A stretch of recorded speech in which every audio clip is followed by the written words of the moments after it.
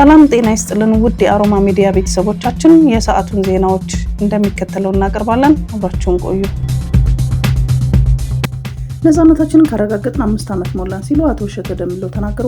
በአማራ ክልል የወልቃይት ጠገዴ ሰቲት ሁመራ ዞን ምስረታ 5ኛ ዓመት መከበሩን የዞኑ ኮሚኒኬሽን አስታውቋል። በዚህ ሰቲት ሁመራ ከተማ በተከናወነው በዓል ላይ ንግግር ያደረጉት የዞኑ ዋና አስተዳዳሪ አቶ እሸተ ደምለው አስተዳደራዊ ምስረታ በዓላችን ስናከብር አላፍ ወገኖቻችን የከፈሉት ውድ ህይወታቸውን በማስታወስ ነው በማለት የተናገሩ ሲሆን የወልቃይት ህዝብ በእርስቱ ለዘመናት ሲገደልና ሲፈናቀል መቆየቱን አውስተዋል።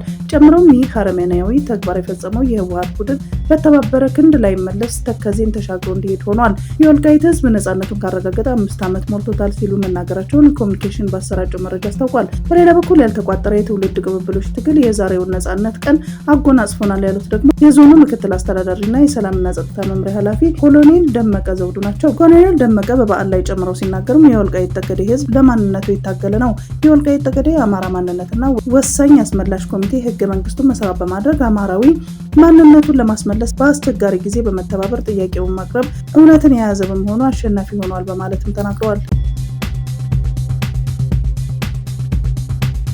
የሸገር ኤፍኤም 102.1 ራዲዮ ባለቤት የህይወት ዘመን ሽልማት ተሰጣቸው።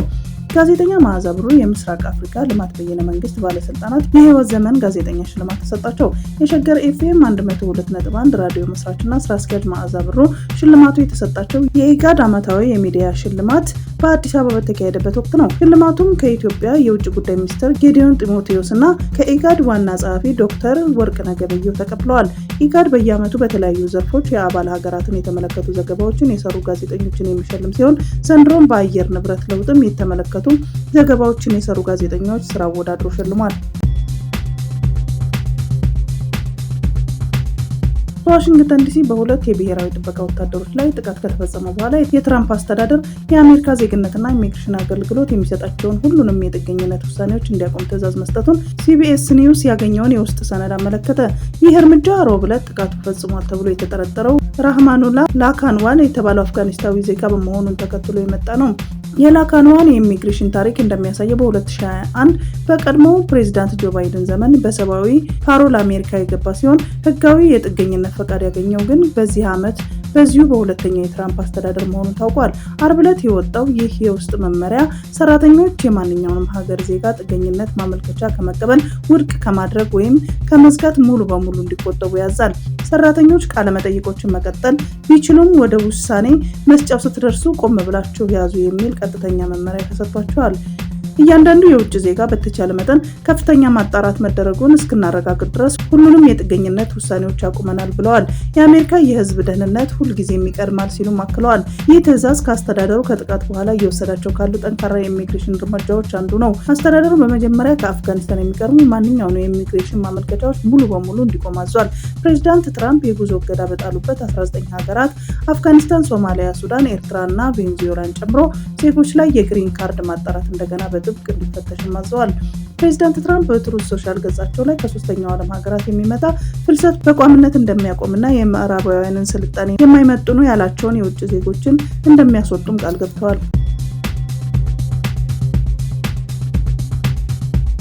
ብሪታንያ ጥገኝነት ጠያቂዎችን ለሕክምና ቀጠሮ ታክሲ እንዳይጠቀሙ ልትከለክል ነው።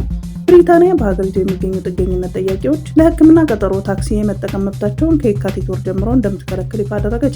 ይህ እርምጃ የመጣው የመንግስት በየዓመቱ በጥገኝነት ጠያቂዎች ትራንስፖርት ላይ የሚመጣውን ከፍተኛ ወጪ ለመቀነስና የታክሲ አጠቃቀም ላይ ያለውን ያልተገደበ ሁኔታ ለመግታት በሚል ነው። አዲሱ ሕግ ጥገኝነት ጠያቂዎች ለአብዛኛው የሕክምና ጉዞዎች የታክሲ አገልግሎት እንዳይጠቀሙ ሙሉ በሙሉ ይከለክላል። የታክሲ አጠቃቀም በሚፈቅደው ደግሞ በጣም አስገዳጅ በሆኑ በማስረጃ የተደገፉ ልዩ ሁኔታዎች ውስጥ ብቻ ይሆናል። እነዚህ ሁኔታዎች የአካል ጉዳተኝነት፣ እርግዝናና ወይም ከባድ ህመም ያለባቸውን ሰዎች የሚያጠቃልሉ ሲሆን ለእነዚህ ጉዞዎችም የሀገር ውስጥ ጉዳይ ሚኒስቴር አስቀድሞ ፈቃድ መስጠት ይኖርበታል። የሀገር ውስጥ ጉዳይ ሚኒስትር ሻባና መሐሙድ እንዳሉት ዓመታዊ ትራንስፖርት ወጪ በአማካኝ 15.8 ሚሊዮን ፓውንድ ይደርስ ስለነበር ሚኒስትሯ ይህንን የገንዘብ ብክነት ለማስቆም አዲሱ እርምጃ መጀመሩን ገልጸዋል። መንግስት ጥገኝነት ጠያቂዎች በምትኩ እንደ ህዝብ ማመላለሻ፣ አውቶቡስ የመሳሰሉትን አማራጮች እንዲጠቀሙ ለማስቻል ከአገልግሎት ሰጪዎች ጋር እየሰራ መሆኑን አስታውቋል። ይህ ለውጥ የቀድሞው መንግስት ትተውት በሄዱ ውድ ኮንትራቶችና በተፈጠሩ አላስፈላጊ ልምምዶች ምክንያት መተግበሩ ታውቋል ያለው መናኸሪያ ኤፍኤም ነው።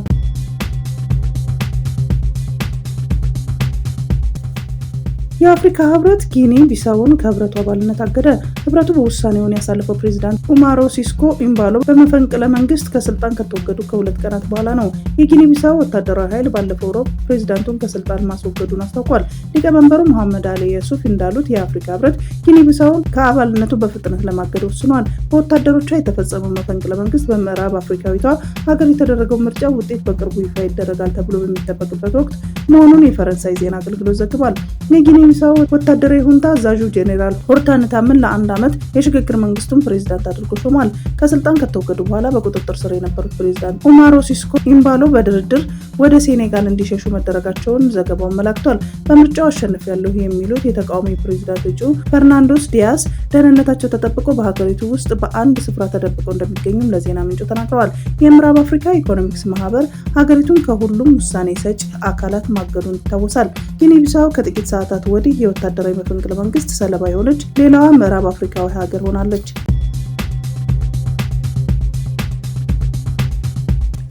ኖርዌይ የኤርትራ መንግስት የሚደግፉ ትውልድ ኤርትራውያንን ዜግነት እንደምትነጥቅ አስታወቀች።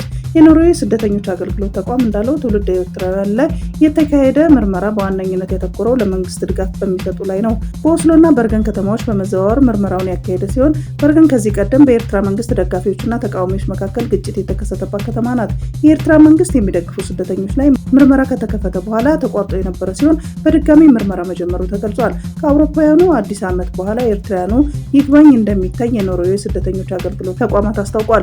በምርመራው ወቅት ስደተኞቹ ለምን የጥገኝነት ጥያቄያቸው ተቀባይነት አገኘ፣ ለምንስ የሸሹትን መንግስት ይደግፋሉ የሚሉትን መፈተሻቸው ተገልጿል። መርማሪ ቡድኑ ከማህበራዊ ሚዲያ ጽሁፎች በተጨማሪ ኖርዌይ ከሚኖሩና የኤርትራን መንግስት ከሚቃወሙ ትውልድ ኤርትራውያን ጥቆማ ሰብስቧል። ለጥገኝነት ጥያቄ የተሳሳተ መረጃ ያቀረቡ ስደተኞች የመኖሪያ ፈቃድና ዜግነት ሊሰረዝ ይችላል። ወደ እስራኤል በህገወጥነት መልኩ የገባና ኤርትራ መንግስትን በመደገፍ ይታወቃል የተባለው ኤርትራዊ ባለፈው ወር ወደ ሀገሩ መባረሩን የእስራኤል መገናኛ ብዙሃን መዘገባቸው ይታወሳል። እስራኤል የኤርትራ ዜግነት ያለውንና የመንግስት ደጋፊ የሆነን ግለሰብ ከሀገሯ ስታባረር ለመጀመሪያ ጊዜ ነው። የአንድ ልጅ አባት የሆነው ኤርትራዊ ወደ እስራኤል የገባው በአውሮፓውያኑ 2011 ሲሆን ላለፉት 14 ዓመታት ኑሮን በዚያው አድርጎ ቆይቷል። እንደ አውሮፓውያን አቆጣጠር በ2023 በእስራኤል መዲና ቴል አቪቭ በኤርትራውያን መካከል በተከሰተ ግጭት እስራኤላውያን ፖሊስን ጨምሮ 150 ሰዎች መጎዳታቸው ይታወሳል። የኤርትራ መንግስት ደጋፊዎችና ተቃዋሚዎች ጎራ ለይተው በተሳተፉበት ግጭት 11 ሰዎች በጥይት ተመተዋል። እንደ አውሮፓውያን አቆጣጠር በ2024 በተነሳ ግጭት ደግሞ 2 ሰዎች ሲገደሉ 8 ሰዎች ክፉኛ መቁሰላቸው አይዘነጋም።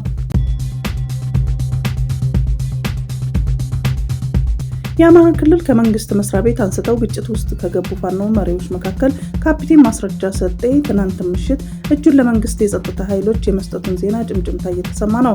በፋኖ መዋቅር ራሱን የአማራ ፋኖ ህዝባዊ ድርጅት በማለት የሚጠራው አደረጃጀት ትናንት ምሽት ባወጣው መግለጫ ማስረሻ ሰጤና መስፍን አባተ ከአመራርነት ማገዱን አሳውቆ ነበር። ከዚህ ዜና በኋላ ነው ማስረሻ እጁን ለመንግስት እንደሰጠ እየተሰማ ያለው። እንደተሰማው ጭምጭምታ ከሆነ ማስረሻ ከ18 ሰዎች ጋራ ነው እጅ የሰጠው የተባለው። የሰሜን ኮሪያ መሪ ኪም ጆንግ ኡን የአየር ኃይሉንና የገዢውን የሰራተኞች ፓርቲ የተመሰረተበትን 80ኛ ዓመት በማክበር ላይ የሚገኙት የሰሜን ኮሪያ መሪ ኪም ጆንግ ኡን የዩናይትድ ስቴትስን ምዕራብ ጠረፍ ሊደርስ የሚችል ሚሳኤል እንዳላት መናገራቸው ተሰማ። የሰሜን ኮሪያ መሪ ኪም ጆንግ ኡን የአየር ኃይሉን 80ኛ ዓመት ከትንሽ ሴት ልጁ ጋር ሲያከብሩ የአየር ኃይሉን በኒኩለር ጦርነት መከላከያ ተግባር ውስጥ ያለውን ሚና አጉልተው ገልጸዋል ሲል የመንግስት ሚዲያ እሁድ ዕለት ዘግቧል። በሰሜን ኮሪያ ሮዶንግ ሲሙን ጋዜጣ የተለቀቁ ፎቶዎችን ኪም ሰው አልባ አውሮፕላኖችና የሞባይል ሚሳኤል ማስጀመሪያዎችና ሌሎች ሲመለከቱ አሳይተዋል። የአየር ኃይሉ ሁሉንም አይነት የስለላ ድርጊቶችና የጠላት ወታደራዊ ቅስቀሳዎችን በቆራጥነት መቃወምና መቆጣጠር አለበት ሲሉ ኪም ተናግረዋል ሲል KCNN ዘግቧል። ኪም የአየር ኃይሉ አዲስ ስትራቴጂካዊ መሳሪያዎችን መታጠቁን አክለዋል። በዚህ ሳምንት ሰሜን ኮሪያን የጎበኙት የሩሲያ ህግ አውጪዎች እንደሚሉት ኮሪያ እስከ ዩናይትድ ስቴትስ ምዕራብ ጠረፍ ድረስ ሊደርስ የሚችል ሚሳኤል ከቅርብ ጊዜ ውስጥ ለመሞከር አቅዳለች ብለዋል። ለረጅም ርቀት የሚሳኤል አዳዲስ ሙከራዎችን እያዘጋጁ ነው። ሚሳኤላቸው የዩናይትድ ስቴትስን ምዕራብ ጠረፍ ሊመታ እንደሚችልም የሚያረጋግጡ የሂሳብ ስሌቶችን እንኳን ሰጥተውናል ሲሉ የሩሲያ ዱማ ዓለም አቀፍ ጉዳዮች ኮሚቴ አባል የሆኑት አንቶን ሞሮዞቭ ተናግረዋል። በአጠቃላይ ሰሜን ኮሪያ ስሜት በጣም ጠበኛ ነው ሲሉም የተናገሩት ሞሮዞቭ አክለውም ሁኔታውን በእርግጥ ሰፊ ወታደራዊ እርምጃን ለመከላከል በተለይም በክልሉ ውስጥ የተወከሉትን ሁሉም ፍላጎት ያላቸው ሀገራት ፈጣን ጣልቃ ገብነት ይጠይቃል ብለዋል። CIA በበኩሉ የኒውክሌር ሙከራ ወይም የሚሳኤል ማስወንጨፍ ልታደርግ እንደምትችል አንዳንዶች የሰሜን ኮሪያ ሚሳኤሎች በአሜሪካ ዋና መሬት ላይ ኢላማዎች የመምታት የመመከት አቅም እንዳላቸውና አህጉራዊ አቋራጭ ባላስቲክ ሚሳኤልን ጨምሮ አሜሪካ ማደባየት የሚችሉ የኒውክሌር ጦር መሳሪያ የታጠቀ ወደ ታሰበው መድረሻ በተሳካ ሁኔታ እንዲደርስ የሚያስችል ቴክኖሎጂ አዘጋጅታለች ብለዋል። በሌላም በኩል ሰሜን ኮሪያ ከዩናይትድ ስቴትስ ጋር ያለውን ርቀት የሚሸፍን ሚሳኤል የመገንባት አቅም እንዳላት ግልጽ ነው። ነገር ግን ሰሜን ኮሪያ ዩናይትድ ስቴትስን በኒውክሌር ጦር መሳሪያ ኢላማ ለማድረግና ለመምታት የሚያስፈልገውን ቴክኖሎጂና አቅም እንዳላት እስካሁን አላሳየችም ሲሉ የጋራ የጦር ኃይል ምክትል ሊቀመንበር ጄኔራል ፖል ሴልቫር ተናግረዋል። ትራምፕ ኪምን የሮኬት ሰው ብለው ከጠሩትና የሰሜን ኮሪያ ሙሉ በሙሉ እንደሚያጠፋ ካስፈራሩት በኋላ የሰሜን ኮሪያ መሪ የአሜሪካን ፕሬዝዳንት የአእምሮ የተዛባ አምባገነን ሲሉን ገልጸውታል። ይህ በእንዲህ እንዳለ ከሰሜን ኮሪያ ጋር ድንበር የምትጋራው ሩሲያ ስለ ሁኔታው የበለጠ ትኩረት ሰጣችሁት። በዚህ ሳምንት መጀመሪያ ላይ የሩሲያ ፕሬዝዳንት ቭላድሚር ፑቲን ሁሉንም የሚመለከታቸው አካላት ዲፕሎማሲያዊ እርምጃን እንዲቀበሉ አሳስበዋል። በቴፒ ከተማ አጠቃላይ ሆስፒታል አንዲት እናት በ28 ሳምንት የእርግዝና ቆይታ 1 ኪሎ ግራም በታች የሚመዝን ህፃን በሰላም ተገላገለች። ህፃኑ ሲወለድ ክብደቱ 895 ግራም ብቻ ይመዝን የነበረ በመሆኑ በሆስፒታሉ የቅርብ ክትትል ውስጥ እንዲቆይ መደረጉን በሆስፒታሉ የህፃናት ስፔሻሊስት ዶክተር አብርሃም ሞላ ለኢቢሲ ገልጸዋል። የአንድ ጤነኛ ህፃን በእናቱ ማህፀን ውስጥ የሚኖረው የቆይታ ጊዜ ከ37 ሳምንት እስከ 40 ሳምንታት ሲሆን ህፃኑ ሲወለድ ክብደቱ ዝቅተኛ ነው የሚባለው ደግሞ ከ2.5 ኪሎ ግራም በታች የሚመዝን ሲሆን እንደሆነ የጤና ባለሙያዎች ይገልጻሉ። እናትና ልጁ በቴፒ አጠቃላይ ሆስፒታል ከ23 ቀናት የህክምና ክትትል በኋላ በሰላም ወደ ቤታቸው መሄዳቸውንም ዶክተር አብርሃም ገልጸዋል። በዓለም ጤና ድርጅት መረጃ መሰረት በ28 ሳምንት እድሜና ከ1 ኪሎ ግራም በታች ከሚወለዱ ህጻናት በህይወት የመቆየት እድላቸው እስከ 40 በመቶ ብቻ መሆኑን ባለሙያዎች ጠቁመዋል። በየጊዜያቸው ቀድመው የሚወለዱ ህጻናት ብዙውን ጊዜ በእናታቸው ማህፀን ውስጥ ወሳኝ የሆነ የእድገትን ሂደት በሙሉ ወይም በከፊል ስለማያጠናቅቁ ቅርብ የሆነ የህክምና ክትትል ያስፈልጋቸዋል።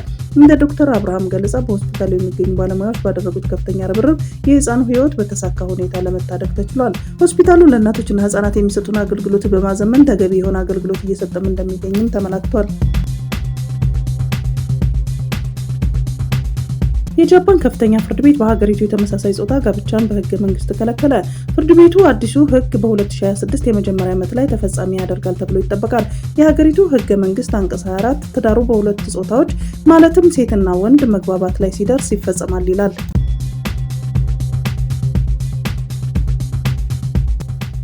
በማርበርግ ቫይረስ በሽታ ተይዘው የነበሩ ሁለት ወጣቶች አገግመው ከህክምና ማዕከል ወጡ። የ19 ዓመቱ ወጣት ዩኤል ኤቃል እና የ16 ዓመቱ እህቱ የሱራ ኤቃል በማርበርግ በሽታ ተይዘው በለይቶ ማቆያ የህክምና ድጋፍ ሲደረግላቸው የነበረ ሲሆን ሁለቱ ወጣቶች ከማርበርግ ቫይረስ በሽታ ነጻ መሆናቸው ተረጋግጧል።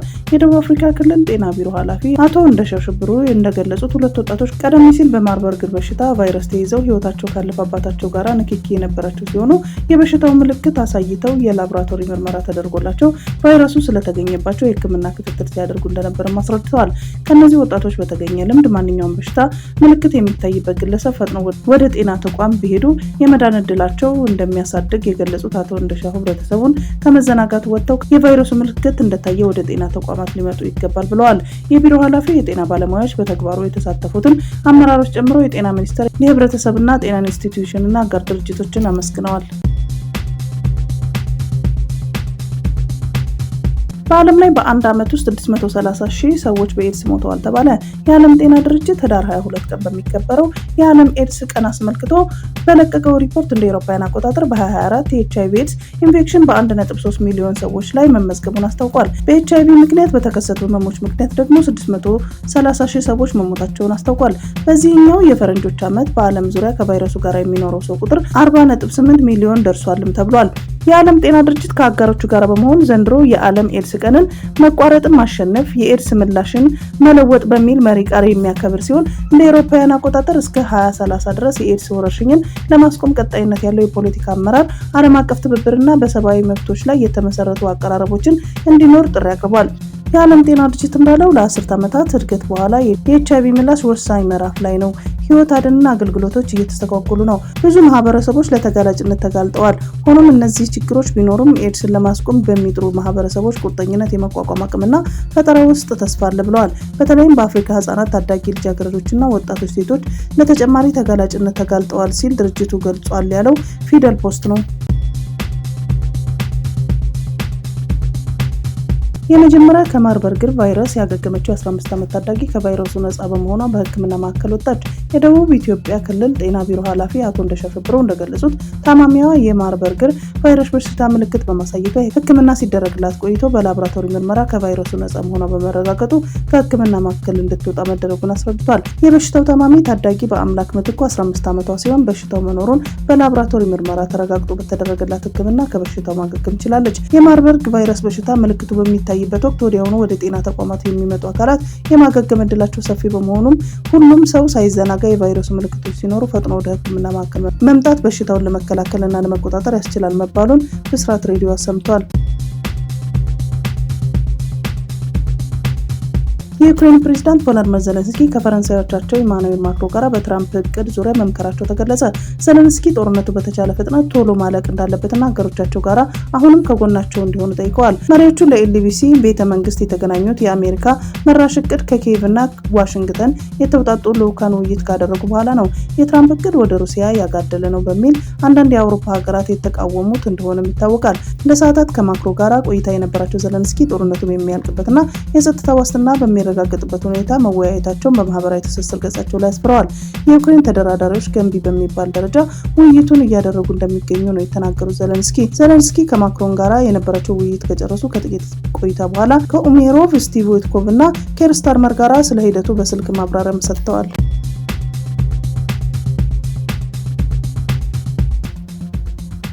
በካዛክስታን የ4 ዓመቷ ልጅ 18 ጥርሶችን በአንድ ጊዜ ለማከም ሐኪሙ ሲሞክር ህይወቱ አለፈ። ዶክተሩ የልጅቱን አፍ ከመረመረ በኋላ ብዙ የጥርስ መበስበስና የጥርስ ነርቭ ኢንፌክሽን አግኝቶ ሁሉንም 18 ጥርሶች በአንድ ጊዜ ለማከም ወሰነ። የልጅቷ አባት እንደተናገሩት በመጀመሪያ እቅዱ ከ9 እስከ 11 ጥርሶችን ማከም ነበር። እናም ሂደቱ ቀስ በቀስ እንዲከናወን ቢጠይቁም የጥርስ ሐኪሙና ሰመመን ሰጪው የልጅቷን እድሜና ያሉትን አደጋዎች ከግምት ሳያስገቡ ሁሉንም በአንድ ጊዜ ለማድረግ ወሰኑ። በዚህ ምክንያት ልጅቷ ዳግም የማትነቃበት እንቅልፍ ውስጥ ገባች። ልቧ መቋቋም አልቻለም ሲሉም የሀገሪቱ መገናኛ ብዙሃን ዘግበዋል። አደጋው የተከሰተው በጥቅምት ሲሆን ጉዳዩ አሁንም ፍርድ ቤት እየታየ ነው። በተለይም በሰመመን ሰጪዋ ላይ ቅሬታዎች ቀርበዋል። በሕክምና ወቅት ሰመመን ሰጪዋ ሙዚቃ ስትሰማ ነበር። አምቡላንስ ወዲያውኑ አልጠራችም።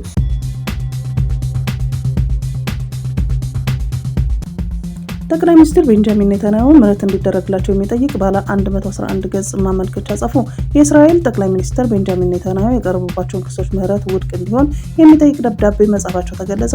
ይህ 111 ገጾች ያሉት የምህረት ማመልከቻ ፊርማቸው የሰፈረበት ሲሆን ጠበቃቸው በዛሬው ዕለት ለእስራኤል ፕሬዝዳንት ጽህፈት ቤት አስገብተውታል። የእስራኤል ፕሬዝዳንት ጽህፈት ቤት የምህረት ጥያቄ ማመልከቻ እንደደረሰ ገልጾ በጉዳዩ ላይ ፕሬዝዳንት ሄርኮስ ከሚመለከታቸው አካላት ጋር ተወያይተው ውሳኔ እንደሚሰጡበትም አስታውቀዋል። ከአንድ ወር በፊት የአሜሪካው ፕሬዝዳንት ትራምፕ ለእስራኤል ፕሬዝዳንት በጻፉት ደብዳቤ ጠቅላይ ሚኒስትር ኔታንያሁ ላይ የተመሰረተው ክስ ውድቅ እንዲሆንና ምህረት እንዲደረግላቸው መጠየቃቸው ይታወሳል።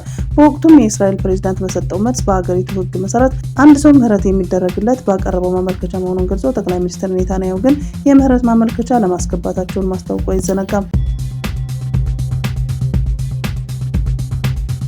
የትራምፕ አስተዳደር በሰላም ንግግሮች ዙሪያ በጣም ትልቅ ተስፋ እንዳለው የዋይት ሀውስ ፕሬስ ሴክሬታሪ ካሮል ሊቪት ዛሬ አስታወቁ።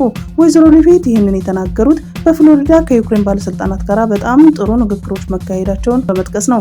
አስተዳደሩ በጣም ብሩህ ተስፋ አለው ሲሉ ፕሬስ ሴክሬታሪዋ ገልጸዋል። ይህ በእንዲህ እንዳለ የአሜሪካ ልዩ መልእክተኛ ስቲቭ ዊትኮቭ እና የፕሬዝዳንት ትራምፕ አማች የሆኑት ጃሬድ ኩሽነር ነገ ከሩሲያ ፕሬዝዳንት ቭላድሚር ፑቲን ጋር እንደሚገናኙም ይጠበቃል። የዩክሬን ፕሬዝዳንት ቮሎዲሚር ዜሌንስኪ በበኩላቸው ይህ የአሜሪካና የሩሲያ ከፍተኛ ባለስልጣናት ስብሰባ ከተጠናቀቀ በኋላ ከፕሬዝዳንት ዶናልድ ትራምፕ ጋር በስልክ የመነጋገር ተስፋ እንዳላቸው መግለጻቸው ተዘግቧል።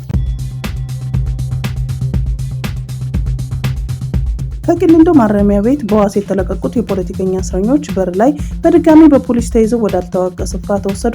ለ2 ዓመታት ያህል በቂሊንጦ እስር ቤት ውስጥ የቆዩት የቀድሞ የተወካዮች ምክር ቤት አባል አቶ አብዱራህማን አህመዲን እና አቶ ግዛቸው ታምርና አቶ መኮንን ደሳለኝ የተባሉ ተጠርጣሪዎች የፌዴራል ከፍተኛ ፍርድ ቤት ልደታ የጸረ ሽብር ወንጀል ምድብ ችሎታ እያንዳንዳቸው በ200 ሺህ ብር ዋስ እንዲፈቱ ህዳር 18 ቀን 2018 ዓ.ም ብይን ሰጥቶ ነበር።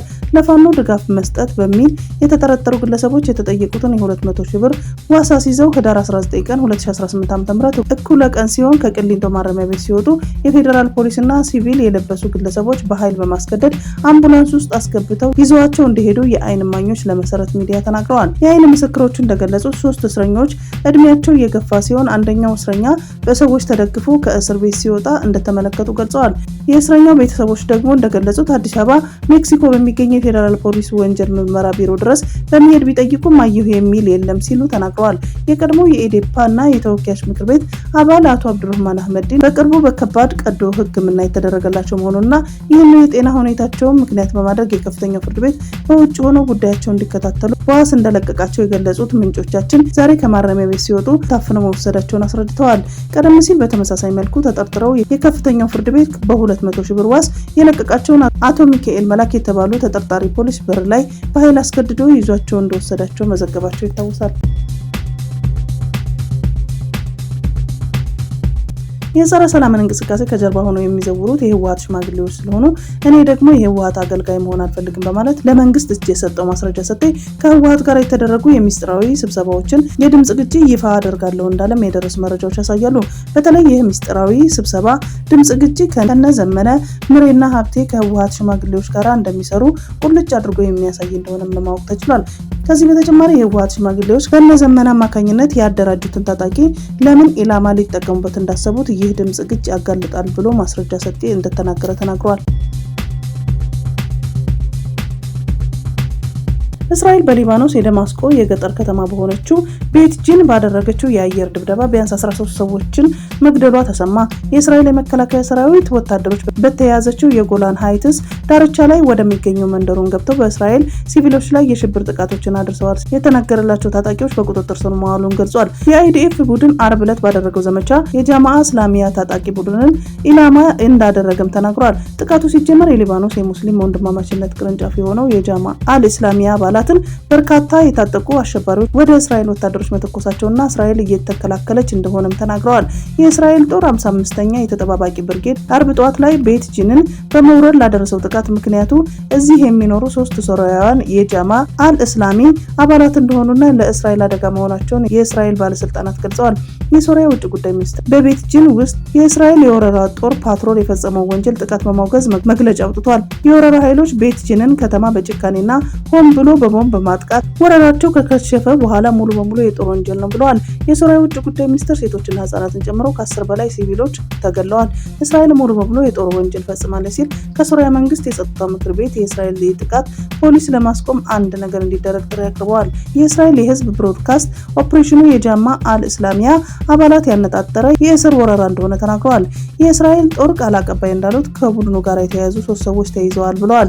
እስራኤል ቡድኑ በደቡብ ሶሪያ አሸባሪዎችን ለመመልመል እየሰራ መሆኑንና ሰሜናዊ ግንባር ብሎ በሚጠራው እስራኤል ከሊባኖስ ጋር በምትዋሰን ሰሜናዊ ድንበር ሚና እንደሚጫወትም ተናግራለች። ጃማዓ አልእስላሚያ የሙስሊም ወንድማማቾች የሊባኖስ ቅርንጫፍ ሲሆን እንደ አውሮፓውያን አቆጣጠር በ1956 የተመሰረተ አንድ የፓርላማ አባል ውጪ የፖለቲካ ቅቡልነት ያልነበረው በቅርብ ዓመታት ውስጥ ከኢራንና ከሂዝቦላ ጋር በፖለቲካ መልኩ በመቀራረብ የታጠቀው ክንፉ የሆነው የፋጅር ኃይሎች በ2023 እስከ 2024 በእስራኤል ላይ በተፈጸመ አንዳንድ ተግባራት ተሳትፏል ስትል ክስ ታቀርብበታለች። የዓለም ሳይንቲስቶች በአየር ንብረት ለውጥ መከላከል ላይ ፈጣን እርምጃ እንዲወስዱ ጥሪ ያቀረቡ። ዳርቲንግተን ዲክላሬሽን በሚል ስያሜ ፊርማ በማሰባሰብ የትብብር ሰነድ ይፋ አድርገዋል። ሳይንቲስቶቹ በመግለጫቸው እንደ አውሮፓውያን አቆጣጠር በ2050 የዓለም የበካይ ጋዝ ልቀት መጠን ወደ 0 ካልወረደ የሰው ልጅ ወደ አደገኛ ችግር ውስጥ እንደሚገባ ማስጠንቅቀዋል። በእንግሊዙ ኤክስተር ዩኒቨርሲቲና በግብረ ሰናይ ድርጅቶች አስተባባሪነት የተሰባሰቡ ሳይንቲስቶቹ የዓለም መሪዎች ለአየር ንብረት ለውጥ መከላከል የሚያደርጉትን ድጋፍ እንዲያሳድጉ ጠይቀዋል። የትብብር ሰነዱ 583 ሳይንቲስቶች እና የዶክትሬት ዲግሪ እንዲሁም ከዛ በላይ የትምህርት ዝግጅት ያላቸው 579 ሌሎች ከፍተኛ ባለሙያዎች በድምሩ ከ1160 በላይ ምሁራን መፈረማቸውን ኢሮኒውስ ዘግቧል። ወልዲያ ከተማ ውስጥ በሚገኙ በርካታ የአብነት ተማሪዎች ከቤተ ክርስቲያን ቅጥር ግቢ ውስጥ ታፍነው መወሰዳቸው ታወቀ። ቤተ ክርስቲያኒቱ ተማሪዎቹ እንዲለቀቁ በደብዳቤ ብትጠይቅም እስካሁን ምላሽ አልተገኘም። አፍነው የወሰዱት የሚሊሻ አባላት በወሰዱት በእያንዳንዱ ተማሪዎች 7000 ብር እየጠየቁም ይገኛሉ።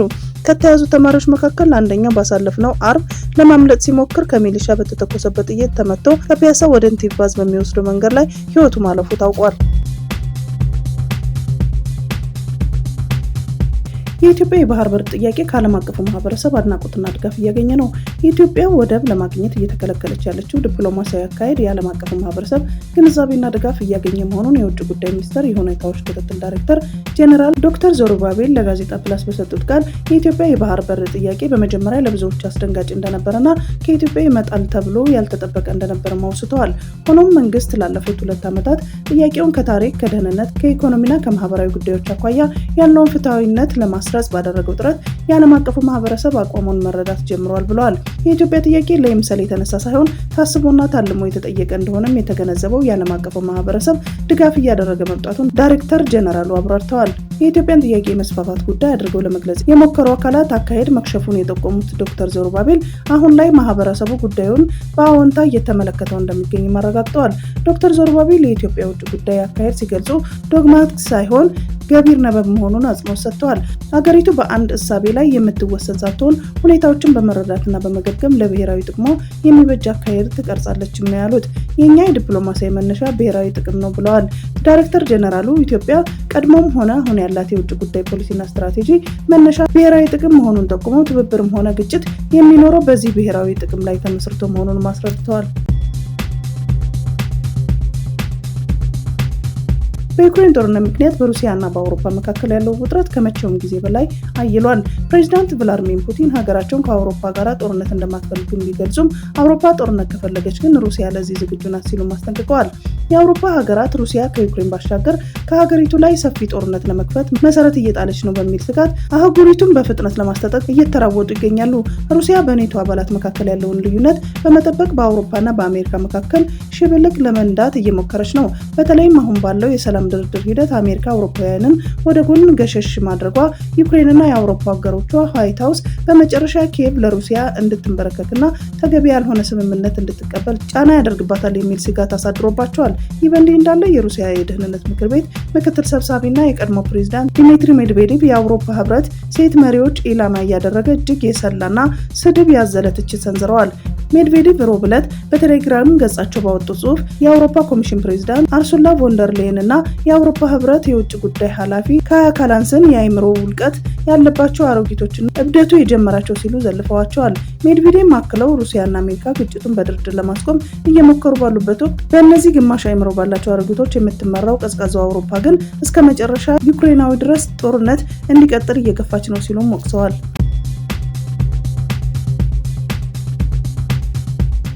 የአፍሪካ አገልግሎት ለማግኘት 75 ሚሊዮን ዜጎች ጉቦ እንደሚከፍሉ ትራንስፓረንሲ ኢንተርናሽናል አስታወቀ። በዓለም አቀፍ ደረጃ ሙስና በከፍተኛ ደረጃ እየተንሰራፋ እንደሚገኝ የገለጸው በአፍሪካ ያለው ግን የባሰ ነው ብለዋል። እነዚህ ዜጎች ይህንን ያህል ገንዘብ የሚከፍሉት ከሰሩት ወንጀል ለማምለጥ አሊያም አገልግሎት ለማግኘት ነው ብለዋል። ተቋሙ ይህንን መረጃ ያካፈለው በዓለም አቀፍ ደረጃ ለ22ኛ ጊዜ እየተከበረ በሚገኘው የዓለም የሙስና ቀን በማስመልከት ነው። ትራንስፓረንሲ ካወጣው መረጃ ጋር አብሮ የቀረበው በዚምባብዌ የተፈጸመው የሙስና ቅሌት ይገኝበታል። በሀገሪቱ የ7 ዓመት ህፃን ልጅ በአዋቂ ሰው ከተደፈረች በኋላ ወንጀሉን የፈጸመው ግለሰብ ለፖሊስ ገንዘብ ከፍሎ ከእስር የተፈታበትን መንገድ በምሳሌነት አስቀምጦታል። ተቋሙ ጥናት አድርጎ በሰራው መረጃ መሰረት በባለፈው ዓመታት 58 በመቶ በአፍሪካ ሙስና መጨመር አሳይቷል። በአብዛኛው በሙስና ይሳተፋሉ ተብሎ ጥናቱ ካስቀመጣቸው ሰዎች መካከል የህግ አካላት ማለትም ፖሊስ፣ ጠበቆችና ዳኞቹ ዋናዎቹ ናቸው። የፖሊስ አውጪዎች፣ የጉምሩክ ሰራተኞች፣ በትራንስፖርት ዘርፍ ተሰማርተው የሚገኙ አካላትም ተከታዩን ድርሻ ይወስዳሉ። የኢትዮጵያ አየር መንገድ በአፍሪካ አየር መንገዶች ማህበር 57ኛው ዓመት ጠቅላላ ጉባኤ ላይ በ4 ዘርፎች አሸናፊ ሆኗል። ማህበሩ በአንጎላ ሉዋንዳ ባዘጋጀው ዓመታዊ የእውቅና መድረክ ላይ ለኢትዮጵያ አየር መንገድ ሽልማቶችን ያበረከተው። በዚህም የአየር መንገዱ በዓለም አቀፍ ስራዎች ትርፋማነት የ2024 ምርጥ አየር መንገድ እውቅና ሲያገኝ አፍሪካን በአየር ትራንስፖርት በማገናኘት የላቀ አገልግሎት በመስጠትም ማሸነፍ ችሏል። አየር መንገዱ ለአፍሪካ አቪዬሽን ኢንዱስትሪ እድገት ላበረከተው ከፍተኛ አስተዋጽኦ የላቀ አገልግሎት በመስጠት ዘርፉንም አሸንፏል። እንዲሁም የአፍሪካ ህብረት በሀገሪቱ ነፃ የአየር ትራንስፖርት እውን ለማድረግ ለያዘው ፕሮጀክት የላቀ አስተዋጽኦ በማድረጉና አየር መንገዱ ተሸላሚ መሆን ችሏል። በአፍሪካ ከ60 በላይ በዓለም ከ145 በላይ መዳረሻዎች ያሉት የኢትዮጵያ አየር መንገድ አፍሪካን በአየር ትራንስፖርት በማገናኘት የአንበሳውን ድርሻ ይዟል። የኢትዮጵያ አየር መንገድ ያገኘውን እውቅና የፓን አፍሪካ ሴቶች ማጠናከር የሰጠውን ትኩረት ከማሳየቱም በላይ የተቋሙ ሰራተኞች ቁርጠኝነትና ትጋት ውጤት መሆኑን የአየር መንገዱ ዋና ስራ አስፈጻሚ አቶ መስፍን ጣሰው ገልጸዋል። አየር መንገዱ ለቀጠናዊ ትስስርና እንዲሁም ለዘርፉ እድገት እያደረገ ያለውን አስተዋጽኦ አጠናክሮም እንደሚቀጥል አስታውቀዋል።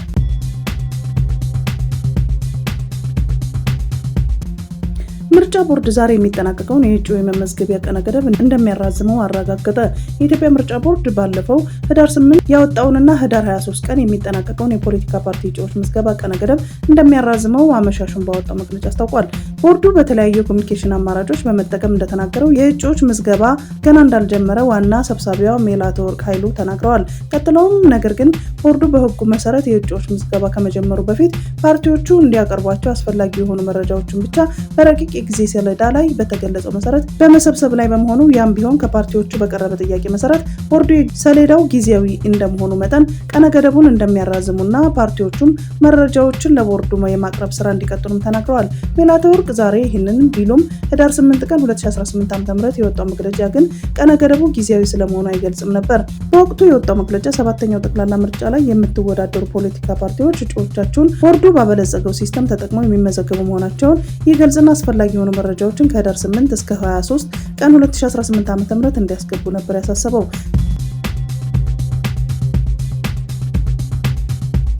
በጋዛ 54 ጥንዶች በአንድ ቀን ጋብቻቸውን ፈጸሙ። በደቡብ ጋዛ በእስራኤልና ሐማስ ጦርነት እጅጉን በተጎዳቸው ካን ዩኒስ መንደር ውስጥ 54 ጥንዶች በአንድ ቀን ጋብቻቸውን ፈጽመዋል። በእስራኤልና ሐማስ መካከል በተደረሰው የተኩስ አቁም ስምምነት መሰረት የጋዛ ሰርጥ ወደ ሰላም እየተመለሰ ወደሚገኝበት በዚህ ወቅት የተደረገው የሰርግ ስነ ስርዓት በብዙዎቹ ዘንድ የተስፋ ነጸብራቅ ተደርጎ ተወስዷል። እንደዚህ አይነት የደስታ ጊዜ ያስፈልገን ነበር።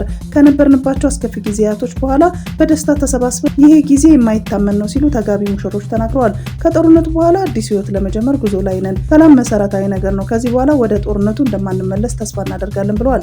የጋብቻ ስነ ስርዓቱ የተዘጋጀው በኤሚሬትሱ የሰብአዊ መብት ድርጅት አልፋሪስ አልሻሂም ፋውንዴሽን ሲሆን የጋብቻ ስፍራውን በፈራረሱ የጋዛ መንደሮች ያደረገውን የጋዛ ተስፋ የነገን ተስፋ ለማሳየት ነው ሲሉ የድርጅቱ የሚዲያ ኃላፊ ሻሪፍ አልነይብ ለፍራንስ 24 ገልጸዋል። ጥቅምት 10 በእስራኤልና በሐማስ መካከል የተደረሰውን የሰላም ስምምነት ተከትሎ የጋዛ ነዋሪዎች ቀስ በቀስ ወደ መደበኛ ህይወታቸው እየተመለሱ እንደሚገኙም ተመላክቷል። የህወሓት ታጣቂዎች የድምፂ ወያነ ቢሮና ፕሬዝዳንት ጽህፈት ቤት ተቆጣጥረዋል። ሰራተኞቹን ከቢሮ አስወጥተው ሁለቱም ቢሮዎች መቆጣጠራቸውን ካረጋገጡ በኋላ የህወሓት ጽህፈት ቤት የደስታ ተኩስ ወደ ሰማይ ተተኩሷል። የትግራይ ኃይል ታጣቂዎች የክልሉ አስተዳደር ህንፃ ላይ ከበባ መፈጸማቸው ተነገረ። በመቀሌ ነዋሪዎች ዘንድ ስጋትን ፈጥሯል። የታጠቁ የትግራይ ኃይል አባላት ደሞዝ ዘገየብን በሚል ቅሬታ መቀሌ የሚገኘውን የትግራይ ጊዜያዊ አስተዳደር ጽህፈት ቤት ህንፃ ላይ ከበባ መፈጸማቸው ተነገረ። የትግራይ ኃይል አርሚ 31 የተባለው ክፍል ከ70 በላይ የሚሆኑ አባላትን ሮብ ህዳር 24 ቀን 2018 ዓ.ም ምሽር እንደርታ ከተባለ ቦታ ተነስተው ሐሙስ በአስተዳደሩ ህንፃ ላይ ከበባ የፈጸሙት የሰራዊቱ አባላት የነፍስ ወከፍ መሳሪያ የሆነውን ክላሽንኮቭ ጨምሮ ዲሽቃ የተባለ የቡድን መሳሪያ የታጠቁ መሆናቸውን የዓይን እማኞች ተናግረዋል። ይህ በእንዲህ እንዳለ የአርሚ 31 የቅርብ አዛዦች ክስተቱን ለማርገብ ሊያናግሯቸው ቢሞክሩም ከፍተኛ ባለስልጣናት መጥተው ያነጋግሩን በሚል ሳይቀበሏቸው መቅረታቸው ተገልጿል። የታጣቂዎቹ እንቅስቃሴ ከትናንት ጀምሮ ይታይ መሆኑን ነዋሪዎች ያመላክቱ ሲሆን በዚህም ሳቢያ በመቀሌ ነዋሪዎች ዘንድ ስጋት ፈጥሯል። የክልሉ ባለስልጣናት ውጥረቱን ለማርገብ ጥረት እያደረጉ መሆኑን የተገለጸ ሲሆን በእኩለ ቀን በኋላ ታጣቂዎች ከጊዜያዊ አስተዳደሩ ከፍተኛ ባለስልጣናት ጋር ውይይት መጀመራቸውን አሁን የወጡ መረጃዎች ያመላክታሉ ሲል የዘገበው ቢቢሲ ነው። በአማራ ክልል ደቡብ ወሎ ዞን ለጌዳ ወረዳ ለዘመናት ከምድር ሲብላላ የከረመ ነዳጅ ክምችት በተፈጥሮ አስገዳጅነት ከከርሰ ምድር በላይ መውጣቱ ተሰምቷል። ይህ ተፈጥሮ በራሷ ጊዜ ይፋ ያደረገችው ትልቅ ጸጋ በአሁኑ ሰዓት የአካባቢው ህብረተሰብ በባህላዊ አጠቃቀም ዘዴ ለኩራዝና ለቤት መገልገያ እያዋሉትና አገልግሎት እየሰጠም እንደሆነ የዘገበው የደቡብ ወሎ ዞን መንግስት ኮሚኒኬሽን ነው። ይህ ኢትዮጵያ ከድህነት ለማውጣት ፈጣሪ ራሱ ተጠቀሙበት ያለን ይህን ጸጋ እንዳለፉት ጊዜያት ኢትዮጵያ ነዳጅ ካወጣች ለዘመናት የሚመኩበት የስልጣኔያቸው መነሻ የሆነውን የነዳጅ ሀብት በመሬት አቀማመጡ ምክንያት ጠቅልሎ ወደ ኢትዮጵያ ያመራል ብለው የሚያመሩ የአረብ ሀገራት በሴራ እንዳንጠቀምበት እንዳያደርጉን ትኩረት መስጠት አለብን።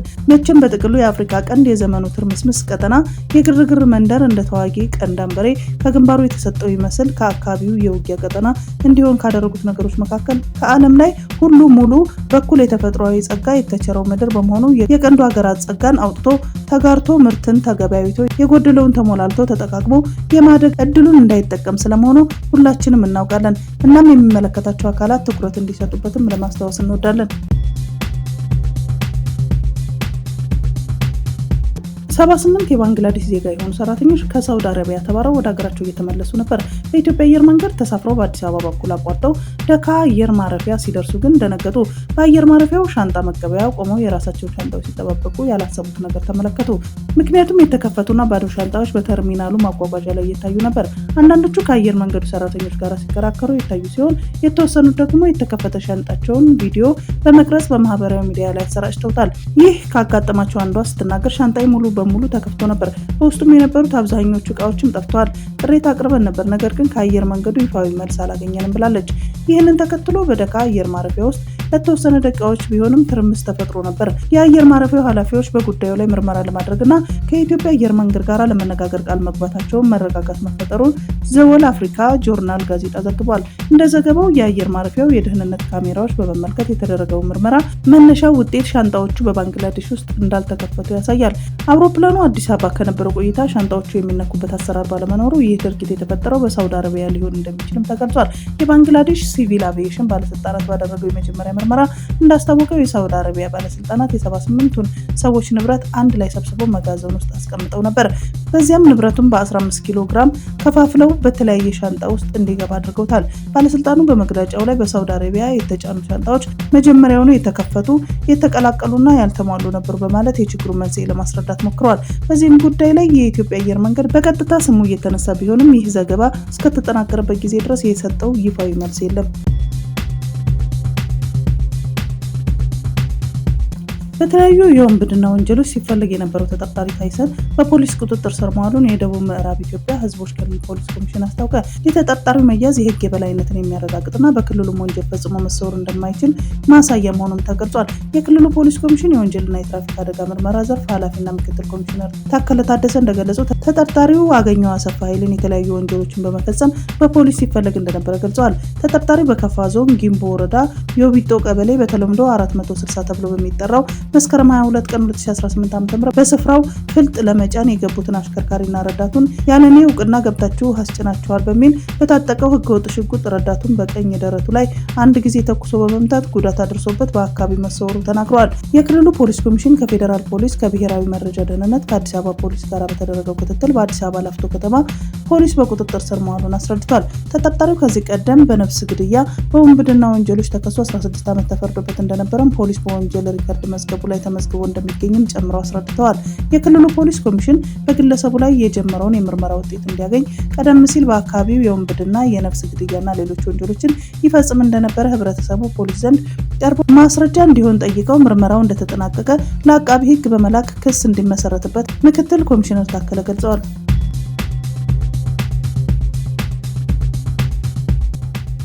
የማርበርግ ቫይረስ ምላሽን ለማሳደግ የሚረዳ የሙከራ ክትባት ለተጋላጭ ማህበረሰብ ክፍሎች ሊሰጥ መሆኑን ተናግረዋል። የማርበርግ ቫይረስ ምላሽ ለመስጠት የሚደረገውን ጥረት የሚደግፈው ከአሜሪካ መንግስት በድጋፍ የተገኘ 5000 የማርበርግ ቫይረስ የሙከራ ክትባት ተጋላጭ ለሆኑ ዜጎች ይሰጣል ተብሏል።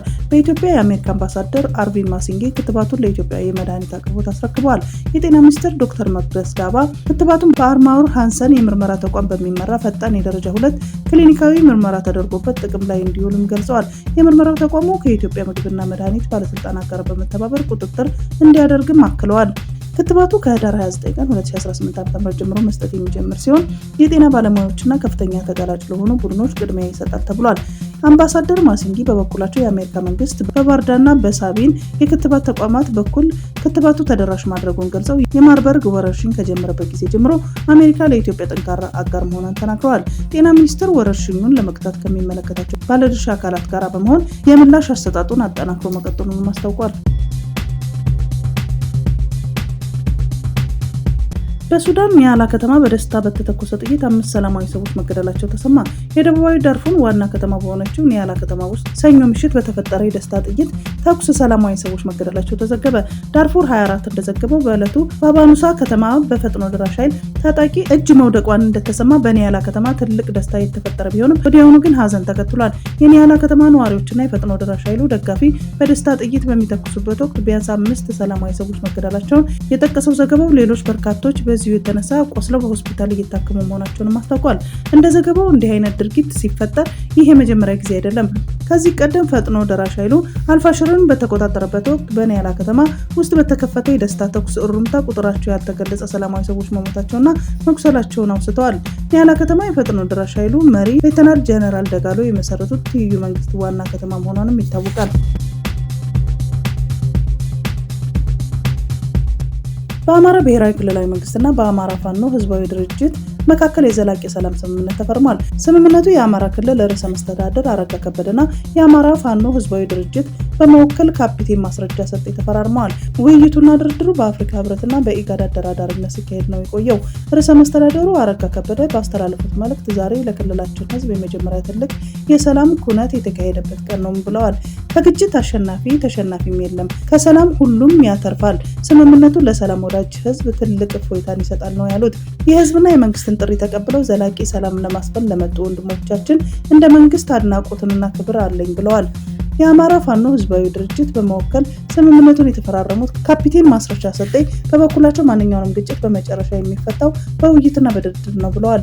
ችግሮችና የሀሳብ ልዩነት በንግግር መፍታት ፖለቲካዊ ሽንፈት ሳይሆን ጥበብና ብልጠት መሆኑን ገልጸው ችግሮችን ለመፍታት ከኢትዮጵያ ታሪካዊ ጠላቶች ጋር ማበር ተገቢ ያለመሆኑን አስገንዝበዋል። የአፍሪካ ህብረት ኮሚሽን ምክትል ሊቀመንበር አምባሳደር ሰልማ ማሊክ ሃዳዲ በበኩላቸው ስምምነቱን የሀገሪቱ ቀጣይ መዳረሻ የሚያቀና ነው ብለዋል። በአዳማ ከተማ 50 ዊልቸር ለ50 አካል ጉዳተኞች ተበርክቷል። ይህ ሁነት ከዚህ ቀደም በተለያዩ ከተሞች የተደረገ ሲሆን ድጋፉን ያደረገው ሰክሰስ ፕላስ ቻሪቴብል ኦርጋናይዜሽን ነው። በቀጣይ በ3 ወሩ በተለያዩ ከተሞች የሚቀጥል ይሆናል። ይህ በጎ ተግባር ይበል የሚያስብል የወገንን እንባ የሚያብስ ስራ ሰርቷልና አድናቆት ይገባዋል። ባለድርሻ አካላትም ይህንን መንግስት ከዚህ በጎ ዓላማ ጋራ ሊቆሙ ይገባል። የአዳማ ከተማ የሰራተኛና ማህበራዊ ጉዳይ ቢሮ ሰራተኞች ከልብ ስለሆነ ትብብራቸው ከልብ ሊመሰገኑ ይገባል ብለዋል። በመጨረሻም የሰክሰስ ፕላስ መስራችና ማኔጂንግ ዳይሬክተር አቶ ፍሬው መንገሻና የሰክሰስ ፕላስ ቲምን እናመሰግናለን ብለዋል።